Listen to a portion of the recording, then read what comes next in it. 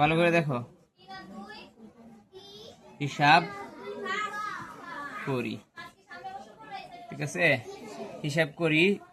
এখানে 1 নম্বর অঙ্কটা দেওয়া আছে। 1 নম্বর অঙ্কটার মধ্যে আছে, সবাই একটু কথার উত্তর দিবা। 9/2 যোগ আছে তোমার, যোগ আছে কত? 5/12। 5 কত? 12 আছে। দেখো এখন এটাকে আমাদের হিসাব করতে হবে। হিসাব বলতে এটা হচ্ছে ভগ্নাংশের যুগ। ভগ্নাংশের কি? ভগ্নাংশের যুগ। মানে তুমি যদি মনে করো এই অঙ্কগুলা পারো, তাহলে পরবর্তীতে তোমার জন্য অন্য অঙ্কগুলো অনেক বেশি সহজ হবে। মানে এই টাইপের যত অঙ্ক আছে তত সেইগুলো তোমার জন্য অনেক সহজ হবে। আর যদি তুমি এটা না বুঝো তাহলে কিন্তু তোমার জন্য অনেক কঠিন হবে। ঠিক আছে, সর্বপ্রথম মনে রাখবা ভগ্নাংশের যুগ এবং বিয়োগের ক্ষেত্রে সর্বপ্রথম নিচের যে হরগুলো আছে, যে নিচের হর, ঠিক আছে, নিচের হরগুলোর লসাগু বাহির করতে হয়। হরগুলোর কি বাহির করতে হয়? কথার উত্তর দিবা। নিচের সর্বপ্রথম এই হরগুলোর লসাগু বাহির করতে হবে। তার মানে দেখো, আমরা হরগুলোর লসাগু যদি আমরা বাহির করতে চাই, 9 আর 5 লসাগু, একদম সর্বকনিষ্ঠ মৌলিক সংখ্যা হলো তোমার 2। 2 আমাদের দেওয়ার দরকার নাই, যেহেতু এখানে দুইটাই বেজোড় সংখ্যা। এর পরবর্তী মৌলিক সংখ্যা কোনটা জানি? 3। এখন আমরা 3 দিয়ে দেখি। 3 দিয়ে দেখলে 3 3 9, 5 5, ঠিক না? এখন দেখো, এই যে মৌলিক গুণনীয়কগুলোর বা মৌলিক উৎপাদকগুলোর গুণফলই হবে নির্ণয় লসাগু আর কি। ঠিক আছে, তার মানে 3 3 9, 3 3 9, 5 9, 5 9 কত? 45। তার মানে 9 আর 5 এর লসাগু কিন্তু হইলো 45। 9 আর 5 এর লসাগু কত?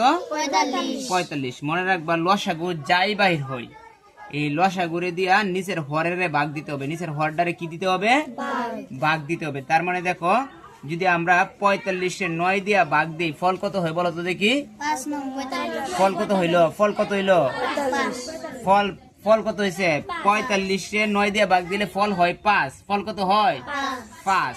এই 5 এর আবার উপরের সংখ্যার সাথে মানে লবের সাথে গুণ দিতে হবে। ধরো কথার কথা, এই 45-এ আমি 9 দিয়ে ভাগ দিব। এই যে দেখো, লসাগুরে দিয়ে নিচের হরের ভাগ দিতে হবে। তার মানে এই 45-এর মধ্যে 9 যায় হলো তোমার 5 বার, 5 9 45, ঠিক না? এখন এই মানে ফল যেটাই বাইর হয়, এই ফলের নিচের উপরের যে তোমার লব আছে, এই লবের সাথে গুণ দিতে হবে। লবের সাথে কি দিতে হবে?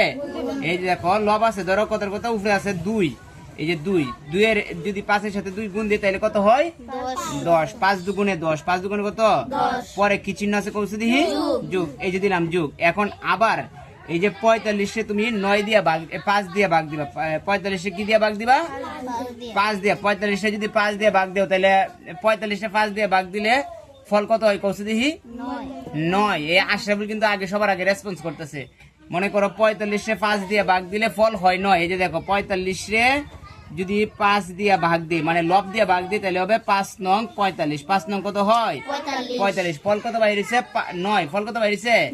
9। 9 এর উপরের লবের সাথে গুণ দিতে হবে। মানে ফল যেটাই বাইর হয় সেটারে উপরের লবের সাথে গুণ দিতে হবে। তার মানে 12-এর সাথে যদি আমরা গুণ দিই, ধরো কথার কথা, এই যে 12-এর সাথে যদি আমরা 9 কে গুণ দিই, 9 দুগুণে 18, 8 হাতের আছে 1, 9 কে 9 আর 1 হলো 10, 108। কত হইলো? 108। কত হয়? 108। তারপর দেখো, এই 45 নিচে 45-এর মতো হইলো, আর উপরে 10 আর 108 কত হয়? 10 আর 118। 100 কত হয়? 118। এখন দেখবা, উপরের লবটা যেহেতু বড়, নিচের হরটা ছোট, ঠিক আছে, আমরা তাইলে একটু ভাগ করতে পারবো। তাইলে আমরা দেখো ভাগ করি। ধরো 118, দেখো এইখানে আছে 2 ঘর, এখানে আছে 2 ঘর। 2 ঘরের মধ্যে মানে 11-এর মধ্যে 45 যায় না, সুতরাং আমরা 3 ঘরে নিতে হবে এখন। ঠিক আছে, 118-এর মধ্যে 45 যায় কতবার বলো তো শুনি? 45 যাবে কতবার? 2 বার যাবে। ঠিক আছে, 45 45, 45 দুগুণে 90, আর 3 45-এ বেশি হয়ে যাবে, ঠিক না? এই কারণে আমরা 2 বারেরটাই নিব। 45 দুগুণে 90, এই যে 90 নিলাম। ঠিক আছে, এখন 8 8, তারপর কি 9 আছে 11 হইব কত হইলে? 2 হইলে। 9 আছে 11 হইব 2 হইলে। এখন এটা আমরা লিখতে পারবো, হিসাব কি লিখতে পারবো? সুতরাং উত্তরটা কি লিখতে পারবা? 2 সমস্ত কি 45 ভাগের কি 28। 45 ভাগের 28, এটাই কিন্তু আমাদের কাঙ্ক্ষিত আনসার। ঠিক আছে, এটাই আমাদের কাঙ্ক্ষিত আনসার। বুঝতে পারো কি পারো না বলো? এটা